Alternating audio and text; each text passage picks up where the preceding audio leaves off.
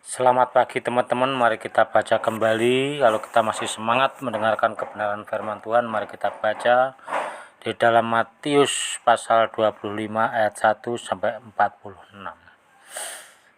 Gadis-gadis yang bijaksana dan gadis-gadis yang bodoh. Pasal 25 ayat 1 sampai 13. Pada waktu itu, hal kerajaan sorga seumpama 10 gadis yang mengambil pelitanya dan pergi menyongsong mempelai laki-laki.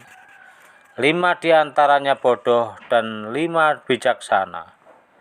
Gadis-gadis yang bodoh itu membawa pelitanya, tetapi tidak membawa minyak. Sedangkan gadis-gadis yang bijaksana itu membawa pelitanya dan juga minyak dalam buli-buli mereka. Tetapi karena mempelai itu lama tidak datang-datang juga, mengantuklah mereka semua lalu tertidur. Waktu tengah malam terdengarlah suara orang berseru, "Mempelai datang, songsonglah dia." Gadis-gadis itu pun bangun semuanya, lalu membereskan pelita mereka.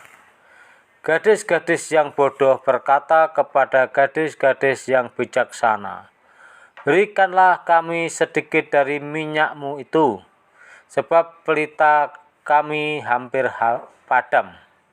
Tetapi jawab gadis-gadis yang bijaksana itu, "Tidak, nanti tidak cukup untuk kami. Dan untuk kamu lebih baik kamu pergi kepada penjual minyak dan beli di situ." Akan tetapi waktu mereka sedang pergi untuk membelinya, datanglah mempelai itu dan mereka yang telah siap sedia masuk bersama-sama dengan dia ke ruang perjamuan kawin, lalu pintu ditutup. Tetapi ia menjawab, "Aku berkata kepadamu, sesungguhnya aku tidak mengenal kamu. Karena itu berjaga-jagalah, sebab kamu tidak tahu akan hari maupun akan saatnya." Perumpamaan tentang talenta. Matius 25 ayat 14 sampai 30. Sebab hal kerajaan sorga sama seperti seorang yang mau berpergian ke luar negeri, yang memanggil hamba-hambanya dan mempercayakan hartanya kepada mereka. Yang seorang diberikannya 5 talenta, yang seorang lagi 2, dan yang seorang lagi 1, masing-masing menurut kesanggupannya, lalu ia berangkat. Segera pergilah hamba yang menerima 5 talenta itu. Ia menjalankan uang itu, lalu beroleh laba 5 talenta. Hamba yang menerima 2 talenta itu pun berbuat demikian juga dan berlaba 2 talenta. Tetapi hamba yang menerima 1 talenta itu pergi dan menggali lubang di dalam tanah, lalu menyembunyikan uang tuannya.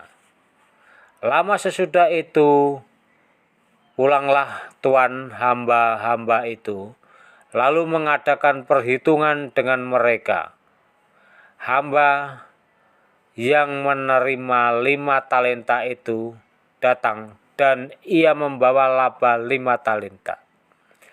Katanya, "Tuan, 5 talenta Tuan percayakan kepadaku. Lihat, aku telah beroleh laba 5 talenta."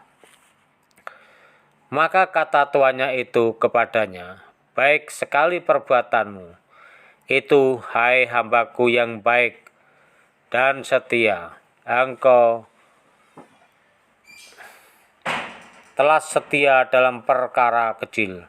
Aku akan memberikan kepadamu tanggung jawab dalam perkara yang besar. Masuklah dan turutlah dalam kebahagiaan tuanmu."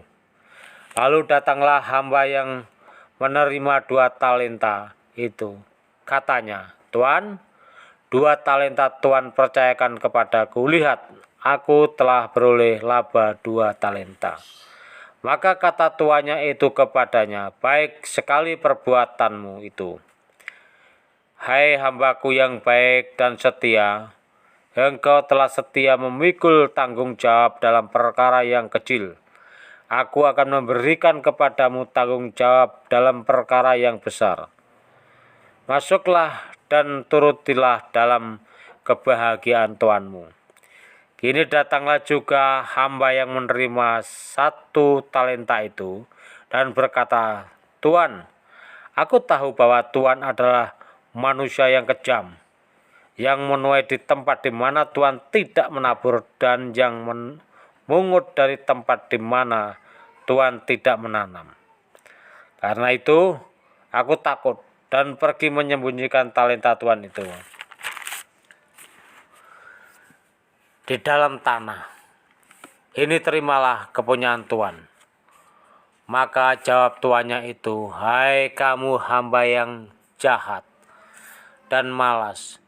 Jadi kamu sudah tahu bahwa aku menuai di tempat di mana aku tidak menabur dan memungut dari tempat di mana aku tidak menanam. Karena itu sudahlah, seharusnya uangku itu kau kembalikan kepada orang yang menjalankan uang, supaya sekembaliku aku menerimanya serta dengan bunganya. Sebab itu ambillah talenta itu daripadanya dan berikanlah kepada orang yang mempunyai 10 talenta itu. Karena setiap orang yang mempunyai kepadanya akan diberi sehingga ia berkelimpahan. Tetapi siapa yang tidak mempunyai apapun, juga yang ada padanya akan diambil daripadanya. Dan camkanlah hamba yang tidak berguna itu ke dalam kegelapan yang paling gelap. Di sanalah akan terdapat ratap dan kertak gigi. Penghakiman terakhir. Matius 25 ayat 31-46. Apabila Anak Manusia datang dalam kemuliaannya dan semua malaikat-malaikat bersama-sama dengan Dia, maka Ia akan bersemayam di atas tahta kemuliaannya. Lalu semua bangsa akan dikumpulkan di hadapannya, dan Ia akan memisahkan mereka seorang daripada seorang, yang sama seperti gembala memisahkan domba dari kambing. Dan Ia akan menempatkan domba-domba di sebelah kanannya dan kambing-kambing di sebelah kirinya. Dan raja itu akan berkata kepada mereka yang di sebelah kanannya, Mari, hai kamu yang diberkati oleh Bapa-Ku, terimalah kerajaan yang telah disediakan bagimu sejak dunia dijadikan. Sebab ketika aku lapar, kamu memberi aku makan. Ketika aku haus, kamu memberi aku minum. Ketika aku seorang asing, kamu memberi aku tumpangan. Ketika aku telanjang, kamu memberi aku pakaian. Ketika aku sakit, kamu melawat aku. Ketika aku di dalam penjara, kamu mengunjungi aku. Maka orang-orang benar itu akan menjawab Dia, katanya, Tuhan, bila manakah kami melihat Engkau lapar dan kami memberi Engkau makan, atau haus dan kami memberi Engkau minum? Bila manakah kami melihat Engkau sebagai orang asing dan kami memberi Engkau tumpangan atau telanjang, dan kami memberi Engkau pakaian? Bila manakah kami melihat Engkau sakit atau dalam penjara, dan kami mengunjungi Engkau? Dan raja itu akan menjawab mereka, Aku berkata kepadamu, sesungguhnya segala sesuatu yang kamu lakukan untuk salah seorang dari saudaraku yang paling hina ini, kamu telah melakukannya untuk aku. Dan Ia akan berkata juga kepada mereka yang di sebelah kirinya, Nyahlah dari hadapanku, hai kamu orang-orang terkutuk. Nyahlah ke dalam api yang kekal, yang telah sedia untuk iblis dan malaikat-malaikatnya. Sebab ketika aku lapar, kamu tidak memberi aku makan. Ketika aku haus, kamu tidak memberi aku minum. Ketika aku seorang asing, kamu tidak memberi aku tumpangan. Ketika aku telanjang, kamu tidak memberi aku pakaian. Ketika aku sakit dan dalam penjara, kamu tidak melawat aku. Lalu mereka pun akan menjawab dia katanya, Tuhan, bila manakah kami melihat engkau lapar atau haus atau sebagai orang asing atau telanjang atau sakit atau dalam penjara dan kami tidak melayani engkau? Maka ia akan menjawab mereka, aku berkata kepadamu, sesungguhnya segala sesuatu yang tidak kamu lakukan untuk salah seorang dari yang paling hina ini, kamu tidak melakukannya juga untuk aku. Dan mereka ini akan masuk ke tempat siksaan yang kekal, tetapi orang benar ke dalam hidup yang kekal.